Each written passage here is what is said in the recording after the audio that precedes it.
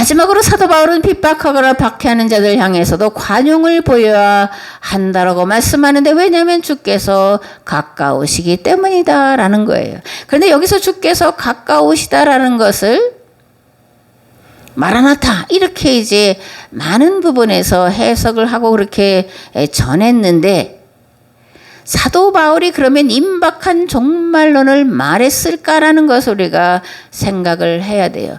그리고 무엇보다 종말론은 바울 서신을 통해서 우리가 이해하고 받아들이고 믿어야 하는 것이 아니라 복음서를 통해서 종말이 무엇인지 우리가 이해해야 한다라는 겁니다.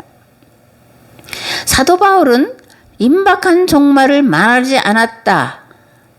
사도 바울이 임박한 종말을 말하지 않았다라는 것은 데살로니가 후서 2장에서 우리가 만나볼 수 있는데, 여기에서 사도 바울은 이렇게 말합니다.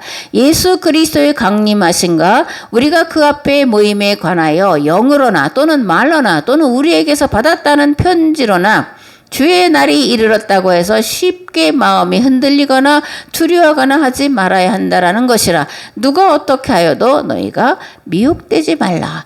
임박한 종말론을 버티는 자들 향해서 그 말에 미혹당하지 말라, 속지 말라, 이렇게 사도 바울이 말씀하고 있다는 것을 우리가 알아야 됩니다.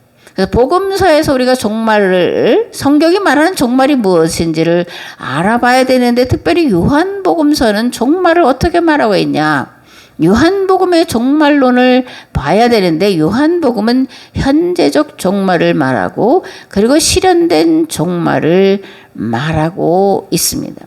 물론 실현되어야 될 종말은 아직 남아있지만, 그러나 요한복음에서 중점을 두고 있는 것은 현재적 종말과 실현된 종말을 말하고 있다는 겁니다.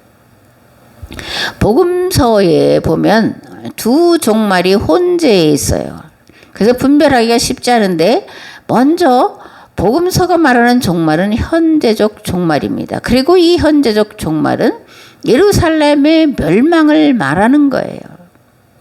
누가복음 9장에 보면 또 그들에게 이르시되 내가 진실로 너희에게 이르노니 여기 서 있는 사람 중에는 죽기 전에 하나님 나라가 권능으로 임하는 것을 볼 자들이 있느니라, 이렇게 말씀하고 있는데, 이 말씀은 우주적인 종말을 말하는 것이 아니라 예루살렘의 멸망을 선포하는 말씀이에요.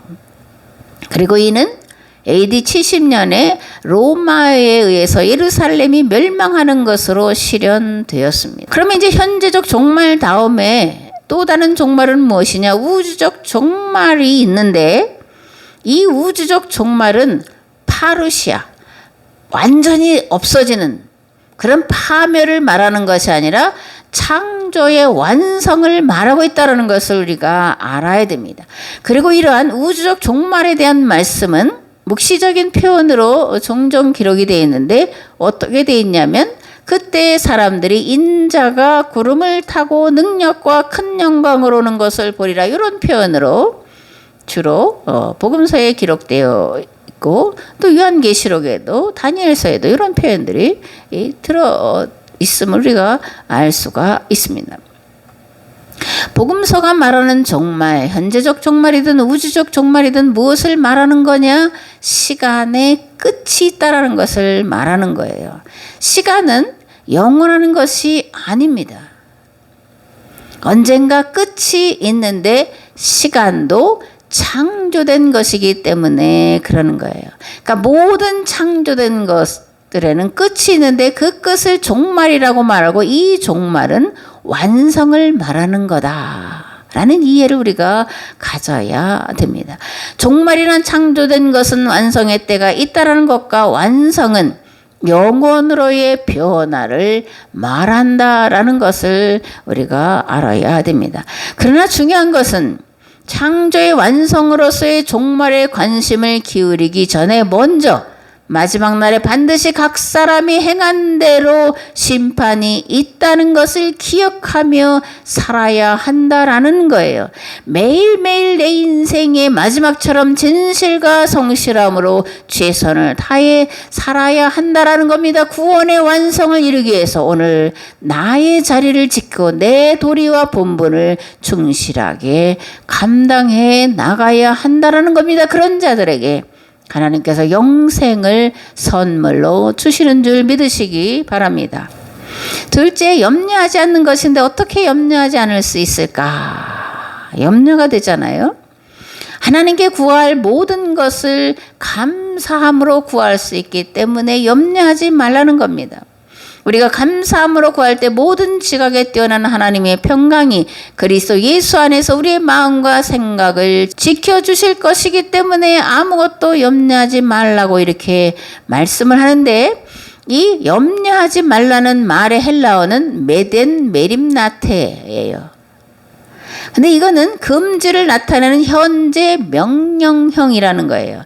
그러니까 염려하지 말라는 말의 뜻에 담겨있는 본래의 의미는 염려를 중단하라, 그겁니다.